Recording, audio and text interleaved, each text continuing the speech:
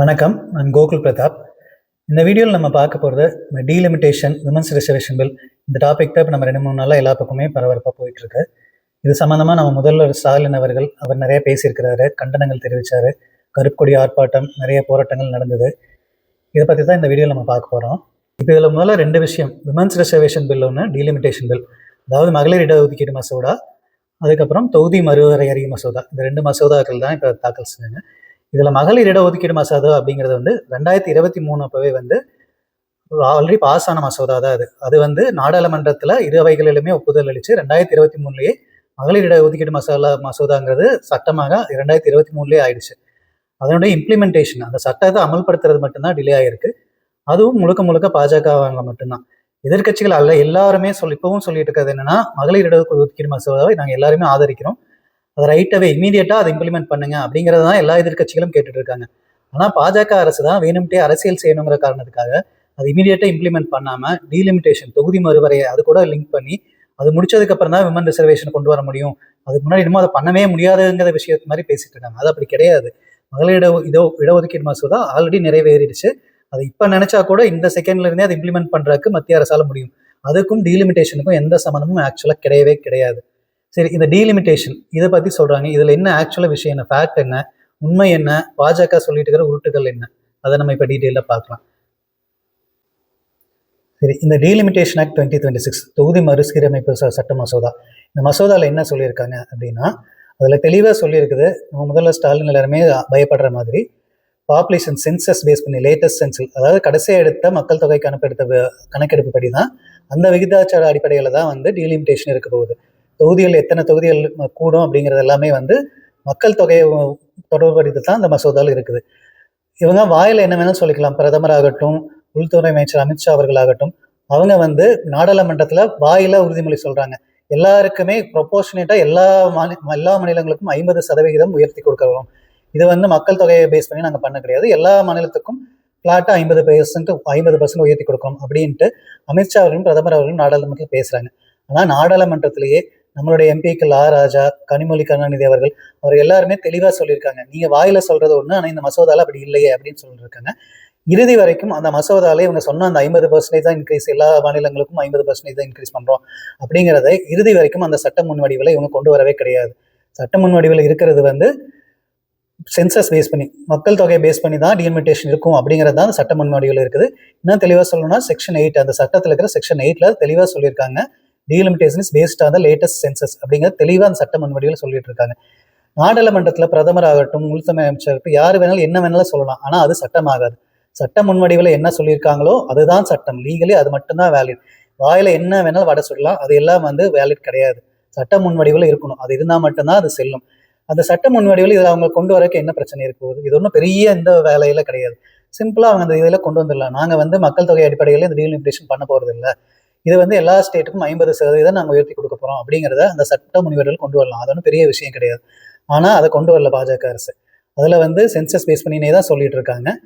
இது பாஜகவுக்கு தெரியும், அவங்களுக்கு 2/3 மெஜாரிட்டி அங்கே ஹவுஸில் கிடையாதுன்னு தெரியும். இது கான்ஸ்டியூஷன் அமெண்ட்மெண்ட் அப்படிங்கிறங்காட்டி சிம்பிள் மெஜாரிட்டி பார்த்தாது, 2/3 மெஜாரிட்டி இருந்தால் தான் இது பாஸ் ஆகும். அந்த மெஜாரிட்டி பிஜேபிக்கு இல்லைங்கிறது அவங்களுக்கு தெளிவாக தெரியும். அவங்க எதிர்கட்சிகளை யாரையே கூப்பிட்டு இது சட்டத்தை விலக்கி இதில் இவங்க எதிர்கட்சிகள் அவங்க சொல்கிற விஷயங்களை எல்லாம் இன்க்ளூட் பண்ணி ஒரு ப்ராப்பராக விவாதம் நடத்தி இந்த சட்டத்தை அவங்க ஏற்றிருக்கலாம். ஆனால் அவங்க அது பண்ணல. ஏன்னா அவங்களோட நோக்கம் அது கிடையாது. பெண்களுக்கு எந்த இடஒதுக்கீடும் இருக்கக்கூடாது அப்படிங்கிறது தான் பாஜகவோட உண்மையான நோக்கம். நேற்று கூட ராகுல் காந்தி அவர்கள் நாடாளுமன்றத்திலேயே சொல்லியிருக்கிறாரு, நாங்கள் எல்லா எதிர்கட்சிகளும் இப்போவே இந்த பெண்கள் இடஒதுக்கீடு மசோதாவை ரைட்டாகவே இம்ப்ளிமெண்ட் பண்ணுறதுக்கு நாங்கள் எல்லாருமே தயாராக தான் இருக்கிறோம், எல்லாரோட சப்போர்ட்டும் கொடுக்கறதுக்கு தயாராக இருக்கிறோம். இதை எதுக்கு டீலிமிட்டேஷன் கூட லிங்க் பண்ணணும்? அது டீலிமிட்டேஷன் இல்லாமல் இடஒதுக்கீடு சொல்லி இப்போ இருக்கிற 543 எம்பிஸ்குள்ளேயே இந்த பெண்களுக்கான இடஒதுக்கீட்டை கொண்டு வாங்க அப்படிங்கிறதா எல்லா எதிர்கட்சிகளும் சொல்றாங்க. ஆனால் பாஜகவுக்கு மகளிர் மேலே எந்த அக்கறையும் கிடையாது. மகளிருக்கு இடஒதுக்கீடு போகக்கூடாது அப்படிங்கிறது தான் பாஜகவோட உண்மையான நோக்கம். அதனால தான் அவங்க நடக்காதுன்னு தெரிஞ்சு இந்த டீலிமிட்டேஷன் ஆக்ட் கூட அதை லிங்க் பண்ணி பெண்கள் இடஒதுக்கீடு மசோதாவை பண்ணியிருக்காங்க. இது ரெண்டையும் லிங்க் பண்ணியிருக்க வேண்டிய அவசியமே கிடையாது. ஆனால் அதை லிங்க் பண்ணி வேணும்னே பாஜக இதை செஞ்சிருக்கு. அந்த மசோதாவில் சொல்லிக்கிற மாதிரி சென்சஸ் பேஸ் பண்ணி இதை இன்க்ரீஸ் பண்ணுறதுக்கு ஏன் தமிழ்நாடு உள்ளிட்ட தென் மாநிலங்கள் எதிர்க்கிறாங்க? அது ஏன் இப்படி பண்ணக்கூடாது அப்படின்னா, இப்போ நமக்கு இருக்கிற தொகுதிகள் 1971ஆம் ஆண்டு அப்போ இருந்த பாப்புலேஷன் பேஸ் பண்ணி தான் நாடு முழுக்க எப்படி தொகுதிகள் பிரிக்கப்பட்டுச்சு. அப்போ என்ன மக்கள் தொகை இருந்தோ அதை பேஸ் பண்ணி பிரிச்சாங்க. அதுக்கப்புறம் ஏன் 1971 முன்னாடி வரைக்கும் மக்கள் தொகையை கட்டுப்படுத்துறதுக்கான அந்த மாதிரி எந்த விதமான முன்னெடுப்புகளும் அரசாங்கங்களால் செய்யப்படல. 1971 அப்புறம் தான் மக்கள் தொகையை வந்து நம்ம வந்து கட்டுப்படுத்தணும் அப்படிங்கறதுக்காக 1971 அந்த எம்பிஸ் இதை ஃப்ரீஸ் பண்ணிட்டாங்க. இருக்கிற மக்கள் தொகை பேஸ் பண்ணி எம்பிஎஸ் பிரிச்சு அதை ஃப்ரீஸ் பண்ணிட்டாங்க. 1971 அப்புறம் எல்லா தென் மாநிலங்களும், தமிழகம், கேரளா, ஆந்திரா, கர்நாடகா உள்ளிட்ட எல்லா தென் மாநிலங்களும் இதை சீரியஸாக எடுத்துக்கிட்டு மக்கள் தொகையை கண்ட்ரோல் பண்ணாங்க. வட மாநிலங்கள்ல அந்த கண்ட்ரோல் பண்ணல. குறிப்பாக உத்தரப்பிரதேஷ், பீகார் போன்ற மாநிலங்கள்ல மக்கள் தொகையை வந்து கட்டுப்படுத்துறதுக்கான உறுதியான எந்த நடவடிக்கைகளும் எடுக்கல. ஆனால் தென் மாநிலங்கள் அதை செஞ்சாங்க. இப்போ நம்ம மக்கள் தொகையை பேஸ் பண்ணி இப்போ திருப்பி பிரிக்கிறாங்க அப்படிங்கும்போது என்ன ஆகும் அப்படின்னா, ஆப்வியஸ்லா உத்தரப்பிரதேஷ், பீகார் போன்ற இதில் மக்கள் தொகை அளவுக்கு அதிகமாயிருக்கு. ஸோ அவங்களுக்கு வந்து விகிதாச்சார அடிப்படையில் அதிகமான ரெப்ரஸன்டேஷன் அவங்களுக்கு போகும். நார்த் இந்தியாவுக்கு ரெப்ரஸன்டேஷன் அதிகமாக இருக்கும். சவுத்துக்கு வந்து நம்ம ரெப்ரஸன்டேஷன் ஏற்கனவே நம்ம கம்மியாக தான் இருக்குது. இதை பேஸ் பண்ணி போகும்போது இன்னும் நம்மளோட ரெப்ரஸன்டேஷன் ரொம்ப கீழே போயிடும். நம்ம ஏற்கனவே சொல்லிட்டு இருக்கோம் வடக்கு வாழுது தெற்கு தேயுதுன்னு. இது வந்து அது இன்னும் உறுதிப்படுத்தும்.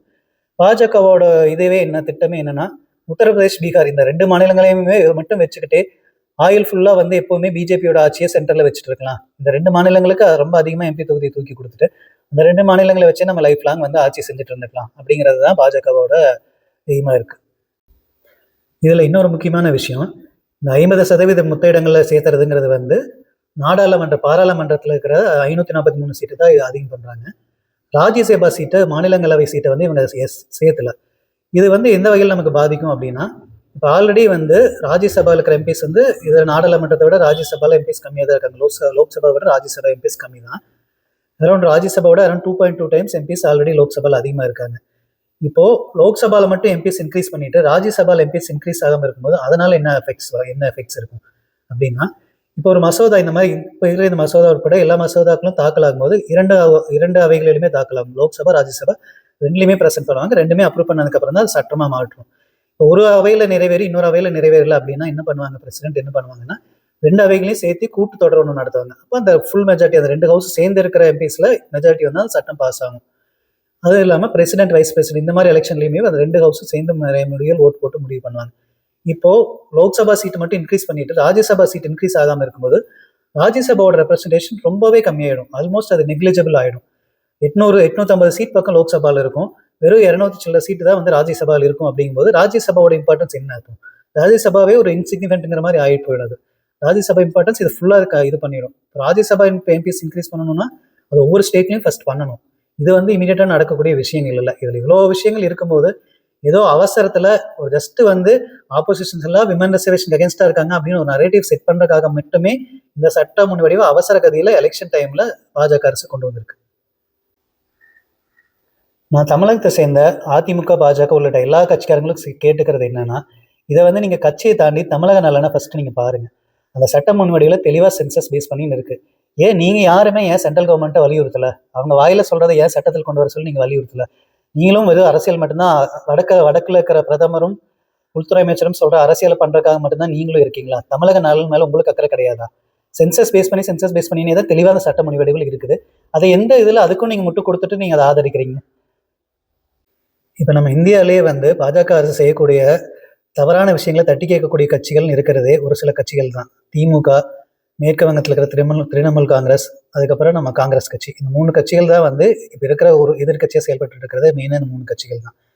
இப்போது தமிழ்நாட்டில், வெஸ்ட் பெங்கால் மாதிரி மாநிலங்கள் எல்லாம் இப்போ எலெக்ஷன் டைம். ஸோ இந்த டைம்லாம் ஆப்வியஸ்லி இங்கே இருக்க தலைவர்கள் எல்லாம் இதை பிஸியாக இருப்பாங்க. ஸோ எல்லாம் அந்த எலெக்ஷன் வேலையை பார்த்துட்டு இருக்கும்போதே சந்தடி சாக்கில் நம்ம இந்த மசோதாவை பின்கதை வழியாக போய் இந்த மசோதாவை நிறைவேற்றிடலாம் அப்படின்னு தப்பு கணக்கு போட்டுட்டாங்க பாஜக அரசு.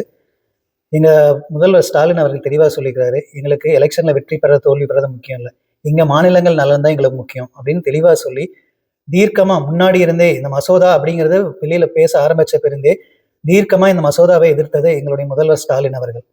இது இப்படி நடந்துட்டு இருக்கும்போது கொஞ்சம் கூட ஒரு பொறுப்பே இல்லாமல் நமது எதிர்க்கட்சி தலைவர் எடப்பாடி பழனிசாமி அவர்கள் வந்து கொஞ்சம் கூட வெக்கமே இல்லாமல் இந்த மசோதாவை வந்து ஆதரிச்சிருக்கிறாரு. ரொம்ப சங்கடமாக இருக்குது. அதிமுகங்கிறது இப்பேற்பட்ட கட்சி இருந்த கட்சி. அது வந்து 2014 லேடியா மோடியான்னு சொல்லி ஜெயலலிதா மோடி அவர்களை எதிர்த்து இங்கே அரசியல் செஞ்சு இருந்தவங்க தான். அப்படிப்பட்ட ஒரு கட்சி வந்து இப்போ இவ்வளோ கீழ் நிலைமைக்கு போகணுமா? சட்டத்தில் தெளிவாக இருக்குது, பாப்புலேஷன் பேஸ் பண்ணி தான் பண்ணுவோன்ட்டு. இருந்தாலும் இதை போய் ஆதரிக்கிறதுக்கான அவசியம் என்ன வந்தது எடப்பாடி பழனிசாமி அவர்களுக்கு? அவருக்கும் வந்து நம்ம தமிழ்நாட்டு மேலே அக்கறை கிடையாது. அவருக்கு அதிமுகங்கிற கட்சி அவர் வசம் இருக்கணும், அவ்வளோ, அது மட்டும்தான். அதுக்காக பாஜக சொல்ற எந்த இதுலையும் அவர் போய் கையெழுத்து போடுவார். அவங்க சொல்ற எல்லா விஷயத்தையும் ஆதரிப்பாரு. மக்களாகிய நாம தான் சிந்திச்சு முடிவு எடுக்கணும். நம்ம தமிழக நலனுக்காக எந்த கட்சி நம்ம கூட துணை நிற்கும், எந்த பிரச்சனைகள் வந்தாலும் யார் நம்ம கூட இருப்பாங்க அப்படிங்கிறத தான் நம்ம பார்க்கணும். இந்த டீலிமிட்டேஷன் விஷயம் அப்படிங்கிறது இதோட முடிய போறது இல்லை. திருப்பியும் எலெக்ஷன் முடிஞ்சுட்டு இந்த சட்டத்தை இது பண்றதுக்கு திருப்பியும் பாஜக கண்டிப்பா முயலும். சட்டமாக்குறதுக்காக எப்படி எப்பாடுபட்டாவது அதை சட்டமாக்குறதுக்கு பாஜக முயலும். டீலிமிட்டேஷன் நான் பேசுறேன், விமன் ரிசர்வேஷன் பத்தி பேச கிடையாது. அது விமன் ரிசர்வேஷன் கொண்டு வரணுங்க தான் நான் ஏற்கனவே சொன்ன மாதிரி, அது பாஜகவோட எண்ணம் கிடையாது. அதை கொண்டு வரணும்னா ரைட்டாவே கொண்டு வரலாம், அதை அவங்க பண்ண போறது இல்லை. டீலிமிட்டேஷன், தொகுதி மறுசீரமைப்பு, இதை உத்தரப்பிரதேசம், பீகார் போன்ற மாநிலங்களுக்கு சாதகமாக மாத்துற மாதிரி கண்டிப்பாக பாஜக ஃபியூச்சர்ல திருப்பியும் கொண்டு வரும். இங்க அரசியல் நடக்குது. இங்க நாங்க மகளிர் இடஒதுக்கீட்டுக்கு எதிராக இருக்கிறாங்க எதிர்கட்சிகள்னு அரசியல் பேசிட்டு, நாளைக்கு இதே உத்தரப்பிரதேஷ், பீகார்ல எலெக்ஷன் வரும்போது அங்க போய் வாய்க்கு மோடி அவர்கள் பேசுவார், நான் இந்த மாநிலங்களுக்கு நிறைய எம்பி சீட் கொடுக்கணும்னு நான் முயற்சி பண்ணேன், அதை காங்கிரஸ் உள்ளிட்ட கட்சிகள் எதிர்த்துட்டாங்க அப்படின்னு சொல்லி அங்கேயும் அரசியல் பேசி அங்க அவங்க அதை அரசியல் லாபத்தை அடையிறதுதான் அவங்க பார்ப்பாங்க. அவங்க அரசியல் மட்டுமே தான் பண்ணிட்டு இருக்காங்க பாஜக. நம்ம தமிழக நலனை நிலைநாட்டணும் அப்படின்னா நமக்கு இப்ப இருக்கிற ஒரே விடிவெள்ளி, நமக்கு இருக்கிற ஒரே வழிகாட்டி ஸ்டாலின் அவர்கள் தெளிவா பதிவு பண்றேன். இந்த மசோதா ஒரு 10 பக்கம் இருக்கும். அந்த மசோதாவை படிச்சுட்டு ஆக்கப்பூர்வமா விவாதத்துக்கு யாரு வந்தாலும் நான் விவாதிக்க தயார். பாராளுமன்றத்துல பிரதமரே சொல்லிட்டாரு, அமித்ஷா சொல்லிட்டாரு அப்படின்ட்டு தயவு செஞ்சு யாரும் தூக்கிட்டு வராதிங்க. அந்த சட்ட முன்வடிவில் என்ன இருக்குதோ அதை பத்தி மட்டும்தான் பேசணும். அது மட்டும்தான் சட்டமாகும். நாடாளுமன்றம் பேசுற எல்லாமே சட்டம் கிடையாது. இந்த சட்ட முன்வடிவை எப்போ பாஜக எந்த வடிவில் கொண்டு வந்தாலும் தமிழ்நாடு போராடும், தமிழ்நாடு வெல்லும். ஸ்டாலின் தொடரட்டும், தமிழ்நாடு வெல்லட்டும். And there are some truths that need to be told here today in this house. The first truth is that this is not a women's bill. This is nothing to do with the empowerment of women. There is a women's bill. It was passed in 2023 in this house itself. And my friends and teachers in the BJP said that it will be implemented in 10 years' time. That is the women's bill. This is an attempt to change the electoral map of India, using and hiding behind India's women. And actually it is a shameful act.